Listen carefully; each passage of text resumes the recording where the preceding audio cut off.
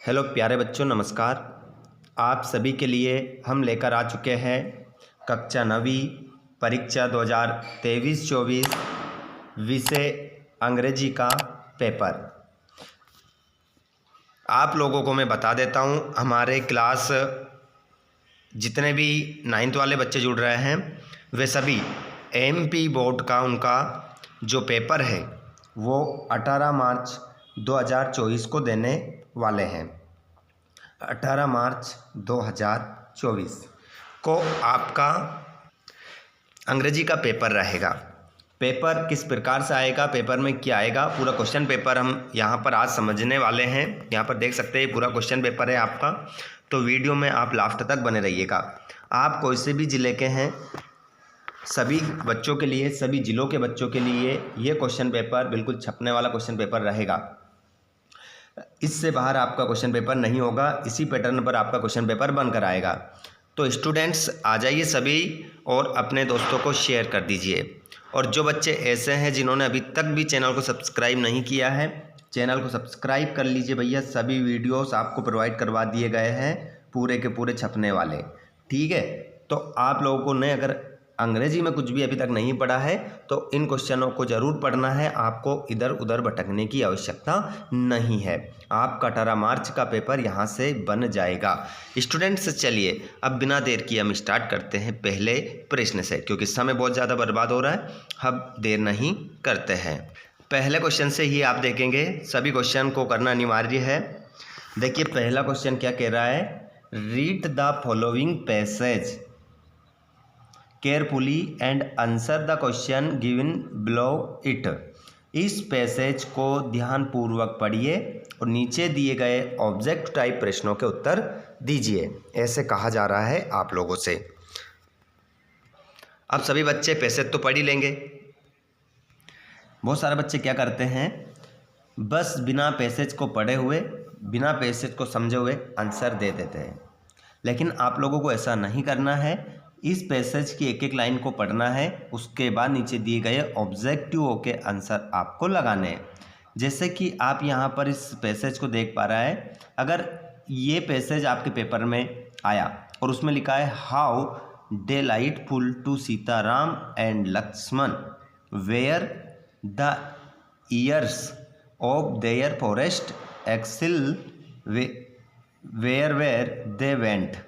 अगर ये वाला पैसेज आपको ऐसे राम सीता लक्ष्मण से संबंधित मिलता है तो उसके आंसर आपको यही मिलेंगे। क्वेश्चन कौन से मिलेंगे, ये। जैसे कि पहला क्वेश्चन आपका है the year of the forest exile of Ram Lakshman and Sita where. तो यहाँ पर ऑब्जेक्टिव आपको मिले हैं 4, डिलाइटफुल, ग्लांस, और यहाँ पर क्या प्रोस्ट्रेटिंग और टायरसम।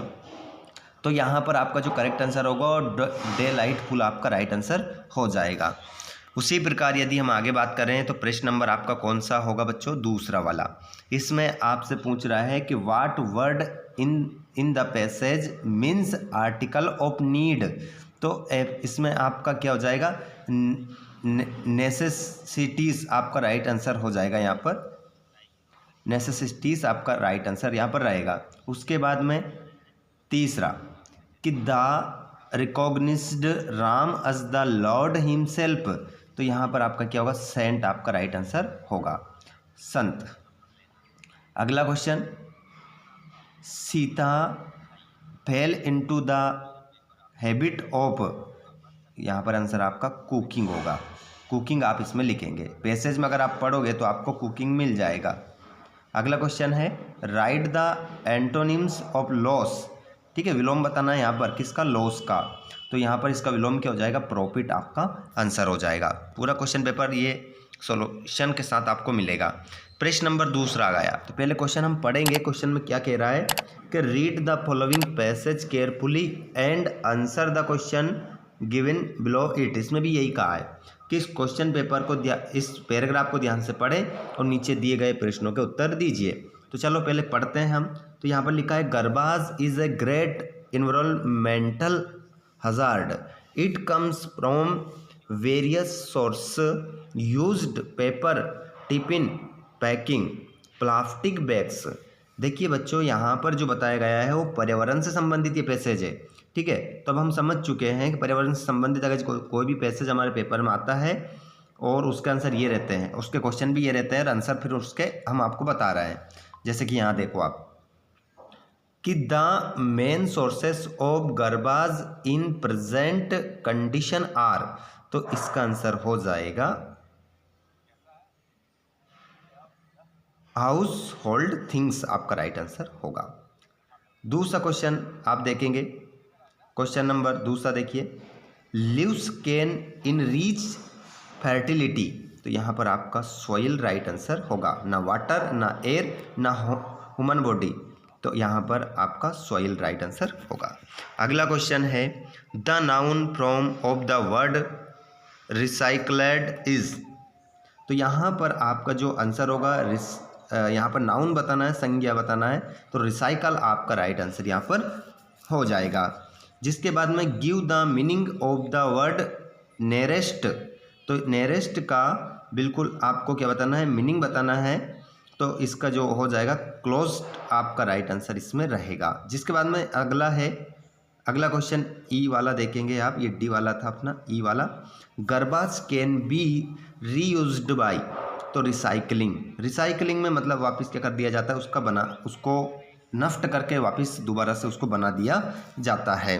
जिसके बाद में सेक्शन बी आपका आता है, तो चिंता ना करें, पूरा क्वेश्चन पेपर का सॉल्यूशन आपको करवा रहा है। सेक्शन बी में आपको क्या करना है, लेकिन हमारे 18 मार्च को भूल ना जाना, जितने भी बच्चे पेपर देने जाएंगे, एमपी का पेपर रहेगा, एमपी बोर्ड से एमपी वार्षिक परीक्षा का जो पेपर देने वाले बच्चे जो मध्य प्रदेश के निवासी बच्चे हैं, वो मध्य प्रदेश के स्कूलों में पढ़ाई कर रहे हैं, प्राइवेट स्कूल वालों की बात नहीं कर रहे हैं, गवर्नमेंट स्कूल वाले बच्चों की बात कर रहे हैं, उन सभी का पेपर 18 मार्च को है। तो आप चिंता ना करें, बहुत ही ज़बरदस्त आपका पेपर आने वाला है, सारा क्वेश्चन आंसर आपके बन जाएंगे। चलिए, बाकी अपन यहाँ पर तैयारी कर रहे हैं ऑल सब्जेक्ट की, तो आपने अगर चैनल को सब्सक्राइब नहीं किया है तो कर लीजिएगा ताकि आपका क्वेश्चन पेपर बन सके। देखिए क्वेश्चन तीसरा, यहाँ पर भी एक पैसेज है, इसको ध्यानपूर्वक पढ़ना है और आपको समरी बनाना है, ठीक है। तो समरी आपको बनाना ही है इसको, यहाँ पर जैसे कि pollution is the fuelling of the environmental land, तो इस प्रकार से आप एक पॉइंट ये बना सकते हैं। जिसके बाद में दूसरा पॉइंट आप यहाँ से बना सकते हैं कि every industrial country faces the problem of waste, तो दूसरा पॉइंट आप ये बना सकते हैं। समरी की बात कर रहे हैं, ठीक है, मतलब नोट्स नहीं बनाना है, समरी बनाना है, तो ऐसे 2-3 लाइन आप बीच बीच में से लिख देना, बन जाएगा, कोई प्रॉब्लम नहीं है। क्वेश्चन नंबर 4 देखेंगे, तो क्वेश्चन नंबर 4 में आपसे उसने न्यू कहा है कि यू आर पवन, अब सभी बच्चों का नाम, जितने भी बच्चे देंगे उसका नाम क्या, सभी का पवन, चाहे लड़की क्यों ना हो, सभी का नाम पवन बन गया। आप एक स्टूडेंट हो और कक्षा गवर्नमेंट स्कूल में पढ़ते हो, कक्षा 9वीं में हो, आपके स्कूल का नाम है government higher secondary school Sagar, write an application to your principal requesting him to issue book from the book bank of the school, आपसे बुक बैंक से किताबें लेने हेतु अपने स्कूल के प्रिंसिपल को एक प्रार्थना पत्र लिखना है, ठीक है, तो इसका है। और अगर नीचे आप लेटर लिखना चाहते हैं तो लेटर भी लिख सकते हैं, write a letter to your friends inviting him to your sister marriage party, आपकी बहन की शादी की पार्टी में अपने दोस्त को क्या करें आप, इनवाइट करने के लिए, पार्टी में इनवाइट करने के लिए एक पत्र लिखिए, तो ये लेटर है, तो ये भी लिख सकते हैं आप। मेरे हिसाब से एप्लीकेशन ज़्यादा बेटर रहेगी। जिसके बाद में हम देखें क्वेश्चन नंबर 5, राइट एन ऐसे an any of the following, यहाँ पर कह रहा है कि नीचे जो 4 ऑप्शन दिए गए हैं इनमें से किसी एक विषय पर क्या लिखिए, निबंध लिखिए।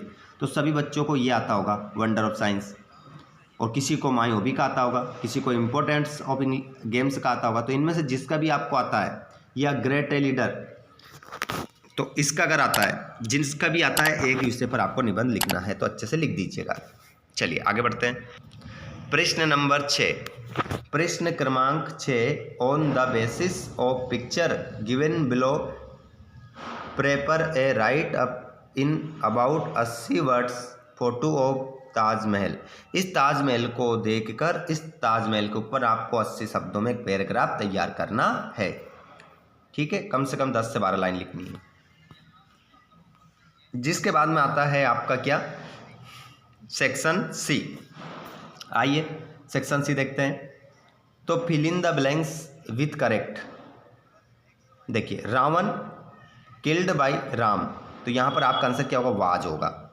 जिसके बाद में the train is hour late, तो इसमें एन आएगा। Please tell me the wall, और चौथे वाले में आई कम इन सर, तो इसमें मैं आ जाएगा। और पांचवें में they do not have books, तो इसमें एन ही आएगा, ठीक है, इस खालिस्तान में। उसके बाद में हम यहाँ पर डू अस डायरेक्ट देख लेते हैं। तो डू अस डायरेक्ट में लता संग ए सॉन्ग, नेगेटिव बनाना है, तो इसका क्या बन जाएगा, देखिए यहाँ बना भी दिया है कि Lata did not sing a song, इस प्रकार से आप बना सकते हैं। तो ठीक है, यहाँ पर आपके सारे बनाए हैं, हमने ये बना रखे हैं, तो आपको कोई दिक्कत नहीं आएगी यहाँ से देखने में, सभी के सामने लिख दिए हैं। उसके बाद यहाँ पर क्वेश्चन नंबर हम देखेंगे 9th वाला। क्वेश्चन नंबर अगर 9th वाला हम देखें बच्चों, तो इसमें क्या कह रहा है ये कि क्लोज द करेक्ट आंसर। इन ऑप्शनों में से आपको सही आंसर का सेलेक्ट करके आंसर बताना है। जैसे कि one who is unable to hear is called, तो इसमें आपका डीप आंसर रहेगा। दूसरा है the intelligent minister of Akbar's court was, तो यहाँ पर आंसर क्या हो जाएगा, आप बीरबल, बीरबल आपका राइट आंसर होगा। अगला क्वेश्चन है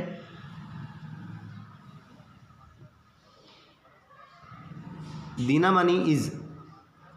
मनी इज, तो आपका आंसर क्या हो जाएगा, ए न्यूज़पेपर।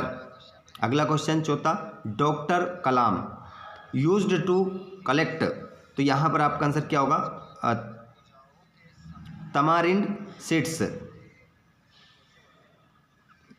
अगला क्वेश्चन देखेंगे, क्वेश्चन नंबर 10, इसके आंसर भी क्या होंगे, देखिए पहले पढ़िएगा। ये एक आपको यहाँ पर मिल रहा है, इसको ध्यानपूर्वक पढ़ना है, एक स्टार्ट है ये, पढ़ने के बाद इसका आंसर आपको देना है।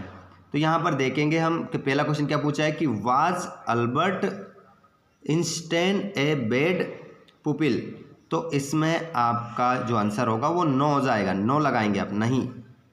Where did he go to high school, तो यहाँ पर आंसर क्या होगा, मुनिस होगा।